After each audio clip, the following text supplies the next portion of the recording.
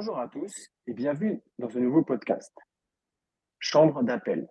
Dans ce podcast, nous traiterons tous les sujets qui sont en rapport avec la course à pied, le running, l'athlétisme, le trail, le triathlon et tout ce qui se rapproche de la course à pied. Euh, la course à pied est un sujet très très très vaste. Et pour m'aider de parler de ce sujet très vaste, je serai accompagné de Yanis. Yanis, je te laisse te présenter. Alors moi c'est Yanis. Moi je suis un athlète amateur qui pratique quand même assez régulièrement la course à pied, et quasiment tous les jours, des fois 2 fois par jour. Enfin voilà, c'est pas le sujet. Je m'entraîne et je pratique l'athlé et c'est pour ça que je pense que moi et Anthony on se sent légitime quand même d'en parler. Et aujourd'hui on va traiter d'un sujet qui semble intéressant. C'est pourquoi faire du running, de la course à pied ou de l'athlétisme.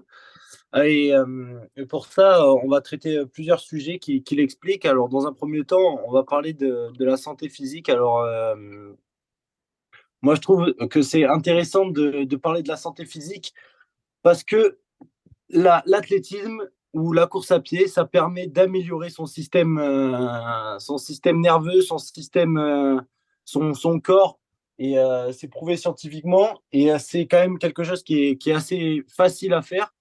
Je ne sais pas si tu es d'accord avec moi, Anthony, mais l'athlétisme, la course à pied, il suffit juste d'une paire de baskets, quoi. Ouais, c'est ça. Et puis la course à pied, là où certains sports demandent beaucoup d'équipement ou des choses comme ça, par exemple le vélo, il faut du vélo, il faut un vélo, ça coûte vite cher, il faut du temps, tu peux pas aller partir pour 1 heure de vélo, ça marche pas comme ça. La course à pied, c'est quelque chose qui peut, une séance qualificative, tu peux la faire très bien en à peine une grosse demi-heure, trois quarts d'heure, c'est quand tu n'as vraiment pas le temps, la pause du midi. Et cet aspect vraiment facile et partout, quoi. Tu peux courir dans la forêt, dans ta route, dans ta ville.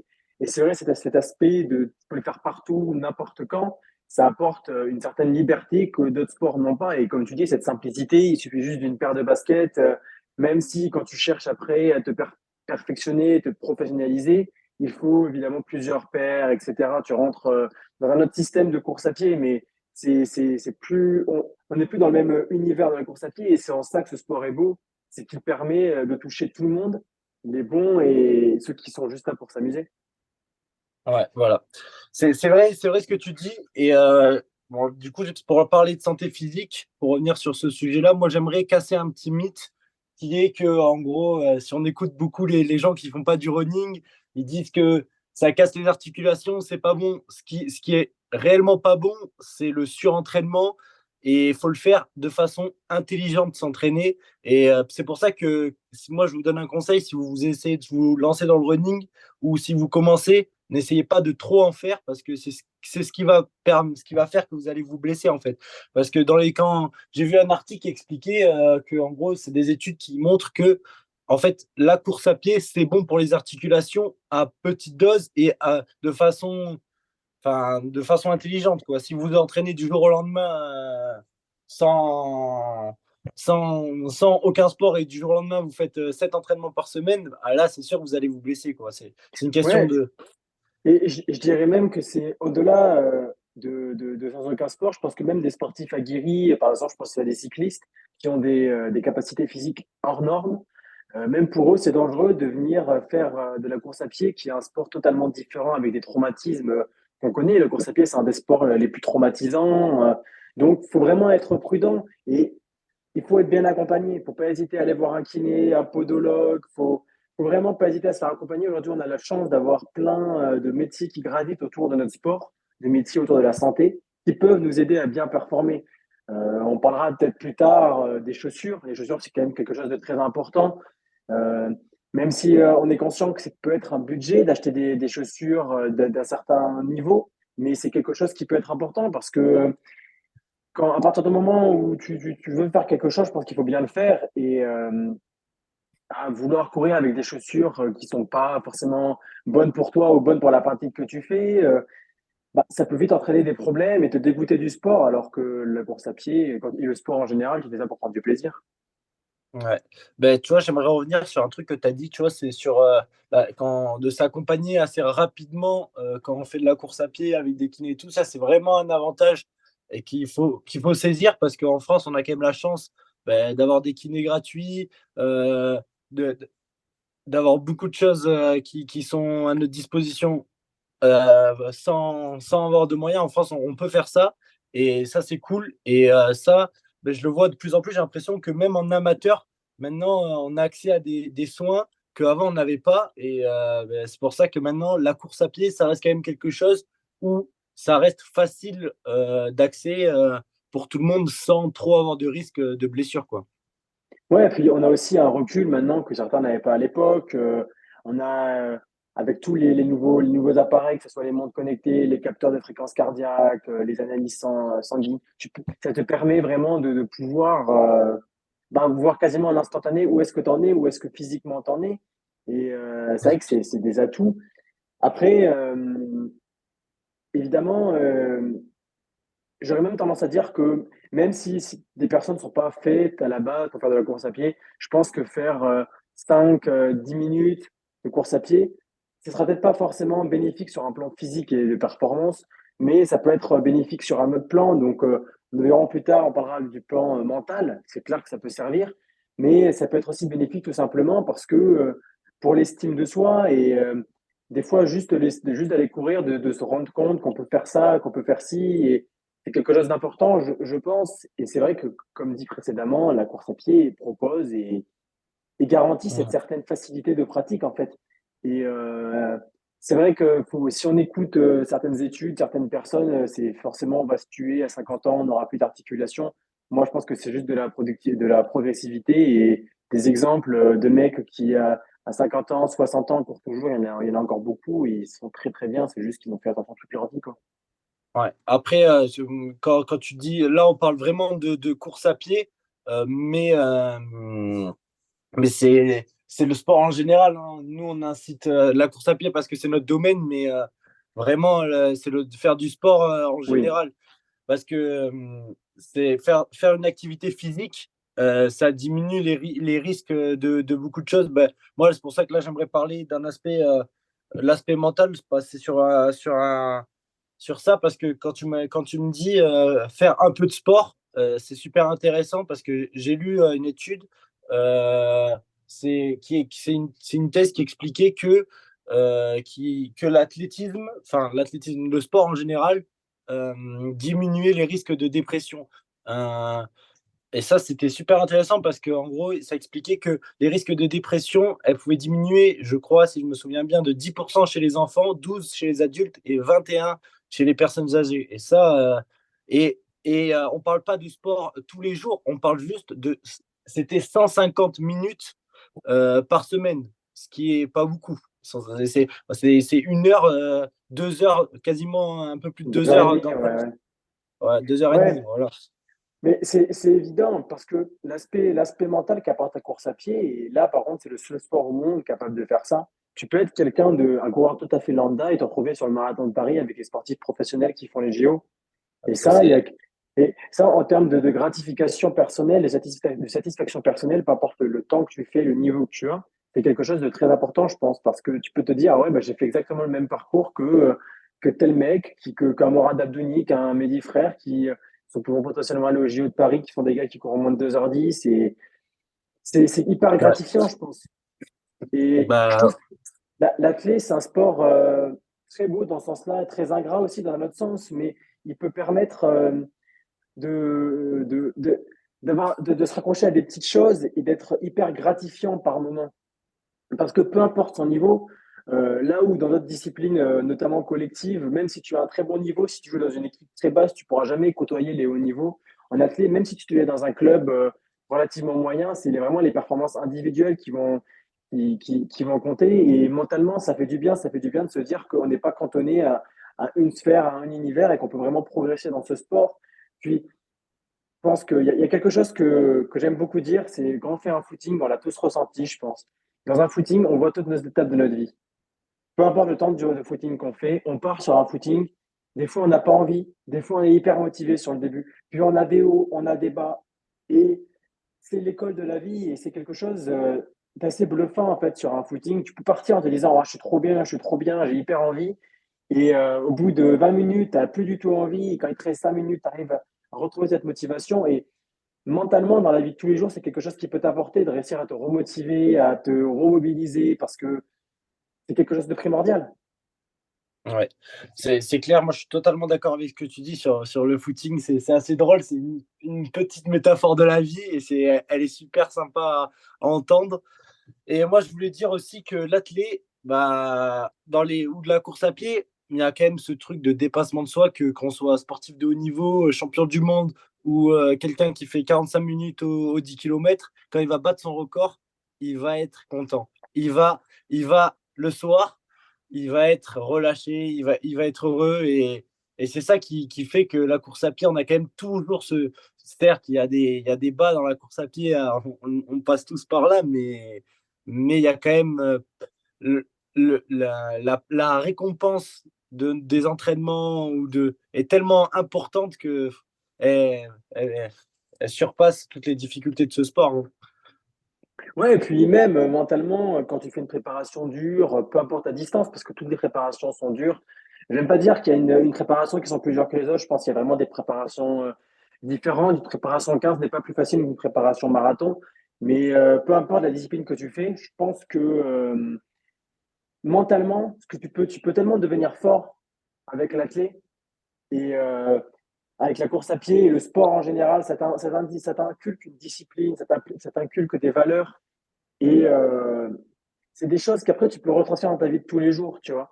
Et Ouais, je pense que c'est quelque chose que des fois, on sous-estime, en fait, quand on commence à courir. Et je pense que un des facteurs qui fait que quand tu commences à courir, tu adores ça avec les gens qui commencent à courir. Et moi, si vous ne courez pas encore, je vous invite à commencer à courir, peu importe votre niveau. C'est quelque chose. La course à pied, c'est vraiment une grande famille. Il n'y a jamais de jugement de valeur, jugement de performance sur les compétitions. Et c'est ça qui est beau aussi. C'est ça qui est beau. Quand vous regardez un marathon, le premier qui passe en 2h10, en 2h20, il aura autant d'encouragement que le dernier ou les avant-derniers qui passeront en 6, 7 heures. Et c'est ça qui est beau en fait dans la course à pied, c'est qu'il y a un respect de la performance en fait. Il y a un total respect de cette performance qui fait que c'est gratifiant. ouais. Ben, c'était totalement vrai ce que tu dis. Moi, je pense exactement la même chose. Je pense il y en a beaucoup qui se reconnaîtront dans tes paroles dans la famille de l'athlète. Et quand tu parles de famille, je trouve ça super intéressant parce que moi, l'athlé, c'est quelque chose qui peut se faire tout seul. Quand on a besoin de se retrouver, on peut courir tout seul, on peut s'améliorer. Et aussi, il y a l'aspect groupe. Je sais que nous deux, ben, on s'entraîne ensemble et enfin, pas à l'heure actuelle, mais on s'est toujours entraîné ensemble. Et on a vraiment ce ressenti de famille entre groupes. Et je pense que la plupart des groupes qui écouteront ce podcast, ils se reconnaîtront dans l'aspect, le mot famille réellement, parce que on s'entraide, on s'aide, on, on va faire des barbecues après. Enfin, on découvre du monde. C'est pour ça que je vous conseille de vous lancer. Mais quand vous lancez, pour vraiment après prendre cette régularité aussi, vous lancez avec des gens, des familles running, il y en a énormément, des groupes d'athlétisme, il y en a énormément, et vous serez toujours accueillis à bras ouverts. Moi, je sais que dans notre groupe, il y a des gens qui viennent, ils sont toujours accueillis, et c'est super. Et tout le monde, de n'importe quel niveau, tu ne seras pas jugé, et c'est ça qui est cool. Puis surtout, faut pas avoir peur du niveau. En fait, je pense qu'il y a certaines personnes qui se disent non, mais moi, j'ai pas le niveau ou moi, je suis trop vieux pour aller dans tel ou tel groupe. Mais la réalité, c'est que ben, on s'en fout, quoi. On s'en fout pour rester poli parce que quand tu viens à l'entraînement, peu importe ton niveau, tu es là pour profiter. En tout cas, je sais que c'est notre vision de l'athlète et je pense que c'est la vision à avoir et c'est la vision de la grande partie des gens. Parce que si tu fais quelque chose pour te forcer, que tu prends pas de plaisir, les séances sont tellement dures, la préparation est tellement dure que tu vas exploser en plein vol. Et l'athlétisme et la course à pied en général, mais ça pourrait être une idée de podcast qu'on pourra aborder plus tard. Pourquoi courir en club et pourquoi courir en groupe, tu vois? Parce que pour Ouais. moi, c'est fondamental et c'est la base de la course à pied, courir en groupe. Mais c'est vrai que tu as cet aspect social, cet aspect de motivation qui fait que bah, tu vas réussir à être plus performant, tu vas réussir à revenir à l'entraînement aussi, c'est quelque chose d'important. Combien de personnes viennent à l'entraînement, et ça a été mon cas pendant des années. Moi, avant de tomber vraiment amoureux de la course à pied à titre personnel, j'allais à l'entraînement parce que c'était juste un moment extraordinaire que je passais avec mes copains. Quand j'avais 8, 9 ans, la performance, t'en as rien à taper.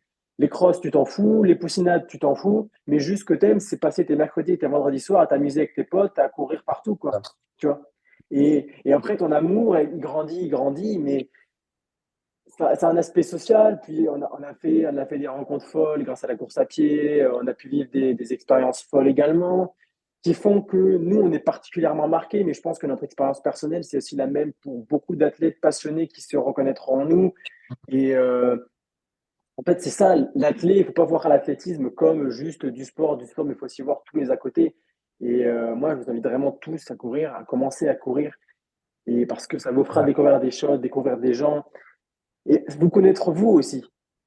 Je pense que certaines personnes peuvent se découvrir à travers le sport, se, se, se dire putain, mais moi je pensais pas que j'étais capable de faire ça, et alors qu'en réalité, bah, je suis capable d'aller plus vite, je suis capable de faire ci, je suis capable de faire un marathon, je suis capable de faire un 5 kilomètres en moins de 20 minutes, je suis capable de faire un 10K, tu vois. C'est des choses que bah, des fois c'est insoupçonné. Et je pense que la peur Et après, je crois qu'on vit dans une société qui est comme ça aussi, tu vois, où toujours avoir peur de se lancer, avoir peur de faire quelque chose, hésiter avant de faire quelque chose. Je pense que c'est pas Mm. forcément une bonne chose parce que je pense qu'à un moment, il faut y aller, surtout dans le sport et dans la vie en général, pour vivre sans regret. Et moi, je vous invite vraiment tous à y aller. Et, enfin, Mm. ça me paraît tellement évident pour moi, mais ce que j'aimerais vraiment que ceux qui nous écoutent aujourd'hui réussissent à comprendre nos pensées. Mm. Parce que, ouais, je te coupe, mais l'athlé, dans la course à pied, ça reste quand même un sport où il y a aussi de tous les milieux sociaux. Et ça, je trouve que c'est important d'en parler parce que moi, je fais de Oui, l'athlé et tout à fait. nous, on est dans un groupe où il y a de tout. Il y a de toutes les origines, il y a de toutes les classes sociales. Et ça, c'est super parce que je trouve que ça reste quand même l'athlé, une discipline et la course à pied qui permet d'intégrer les gens. Quand on parlait de groupe, c'est ça, on s'intègre à la société, quoi. On C'est découvre des gens. fédérateur. Ouais, c'est ça, c'est fédérateur, exactement, c'est le mot que je cherchais. C'est ça, la course à pied, c'est le sport, à mon sens, qui est le plus intégriste. Je sais pas trop si ça se dit, mais vous avez compris le sens. C'est le sport qui permet d'intégrer le plus de gens. Vous avez jamais vu sur une compétition ou sur une course des insultes racistes, des insultes homophobes, des insultes sexistes. Il y a un respect dans cette discipline parce que déjà, il n'y a pas d'arbitre. Avant tout, l'athlétisme, c'est toi contre toi. Il n'y a aucun facteur extérieur, tu vois. Et l'athlétisme est un sport, mais tellement pur, à mon sens. Là Ouais, c'est où clair. actuellement, le sport général est pourri par les problèmes de notre société qui sont, bah, on va pas rentrer dans ce débat-là, mais qui sont l'irrespect. Vous regardez un match de foot, il n'y a pas un match de foot sans insultes, sans problème. Le rugby, c'est pareil. Le handball, c'est pareil. Et maintenant, la course à pied, je trouve que ça reste encore un sport sincèrement pur, tu vois. Et comme tu dis, ce facteur d'intégration, et je trouve que on le minimise trop. Et bon, toi et moi, on connaît des gens qui sont arrivés à l'athlète, c'était des délinquants, des délinquants, ils sont sortis de là, ils sont sortis tellement grandis Ouais, par le système du club, et c'est juste beau à voir, quoi. Mais ça c'est sûr. Et ça, c'est vrai, quand tu parles de gens qui s'en sortent, c'est les gens, ils viennent de base pour juste venir s'entraîner, voir ce que c'est. Et au fond, il y en a une grande majorité, je pense, qui tombent amoureux de l'athlétisme. Après, moi, je donne un petit conseil. C'est pas que vous allez dans un groupe et que ça vous plaît pas, que vous aimez pas l'athlé. Non, non, non, parce que ça existe. Les gens qui vont vous faire découvrir l'athlétisme d'une mauvaise façon, ils vont vouloir que vous entraînez beaucoup, que l'aspect compétition. Non, c'est pas vraiment ça. Pour moi, la vision de l'athlé, c'est une vision où on est là d'abord pour prendre du plaisir. L'aspect compète, c'est après. Enfin, moi, je pense que tous les sportifs le diront. Si tu prends pas de plaisir, tu réussis pas à l'athlé. Et même, c'est même pas une question de réussite, c'est une question de plaisir. Enfin, on n'est pas là pour, euh, pour se faire du mal, quoi. On est là pour prendre du plaisir. Ouais, et puis tu parles vraiment athlétisme, mais j'aimerais aussi recentrer, réélargir sur la course à pied, parce que la course à pied, c'est quand même quelque chose de très large qui permet de toucher le trail, le trail qui est quand même une discipline où le plaisir est beaucoup plus mis en avant que la course, que le course sur route ou la course sur piste notamment. que nous connaissons très bien. Mais c'est vrai que le trail permet en fait cette course plaisir. Et je ne sais pas si tu es déjà allé sur des compétitions de trail, mais tu as vraiment ce sentiment que c'est juste une fête, tu vois. Ouais. Et c'est quelque chose qui est quand même hyper important, tu vois. T'as jamais un trailer qui est là qui dit putain, je vais tourner à 3,30 aujourd'hui ou je vais tourner à 4,30, fais chier, tu vois. Alors que sur route, tu auras plus facilement tendance à faire ça. Ouais, ben, dans la discipline qui se rapproche un peu du trail, c'est un peu le cross, quoi. Enfin, moi, je l'ai vu, on a fait des compètes l'an dernier, pour ceux qui se souviennent, à Carré. Bon, toi, t'étais pas là, mais les images, elles étaient folles. Enfin, et avec le cœur, les fumigènes, les gens, ils étaient heureux, ils encourageaient. Moi, j'ai vraiment aimé cet aspect compète où tout le monde s'encourageait. Moi, j'encourageais des gens, je connaissais même pas, juste parce Ouais. que c'est cool, quoi. Mhm. Bon, Ouais, mais après, je pense que le cross, c'est encore une discipline à part. Parce que le cross, pour nous, c'est ce qui se rapproche le plus, mais pour un trailer, faire du cross, à mon ouais, avis, c'est pas pareil. Parce que tu as quand même cet esprit performance en cross. Le cross, c'est vraiment un combat d'homme à homme. ouais, c'est Tu as vrai. vraiment ce phénomène du t'es contre un mec et tu veux juste le bousiller derrière la ligne droite, tu vois. Alors que le trail, c'est Ouais. vraiment le côté plaisir. Tu pars dans la nature et tu te fais juste plaisir. Et après, il y a des dérives. Par exemple, le triathlon qui a une base forte quand même de course à pied, qu'on peut pareil, on peut le Mm. prendre tout ça sous deux axes. Un axe vraiment performance, mais un axe plus plaisir.